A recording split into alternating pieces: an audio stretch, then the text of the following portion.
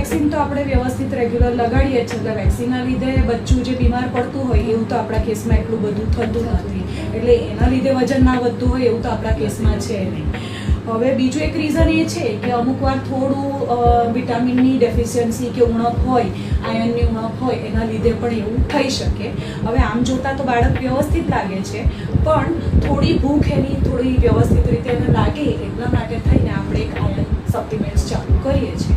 એટલે પેલું કહેવાય ને કે માઇક્રોન્યુટ્રિયન્ટ્સ છે, મેક્રોન્યુટ્રિયન્ટ્સ છે, બાળકના વિકાસ માટે ઘણું જરૂરી હોય, એટલે એના માટે થઈને આપણે એક મલ્ટીવાઇટામિન અને એક આયર્નની દવા ચાલુ કરીએ છીએ. એનાથી થોડી ભૂખ લાગશે અને બાળકનો વિકાસ સારી રીતે થશે. બાકી અધરવાઇઝ બાકી આમ હેપી છે ને, ડેવલપમેન્ટ વાઇઝ બધું કેવું છે? તમને લાગે છે ને આમ ભણવા કરવામાં બધું વ્યવસ્થિત છે? ફૂટબોલ પ્લેયર છે.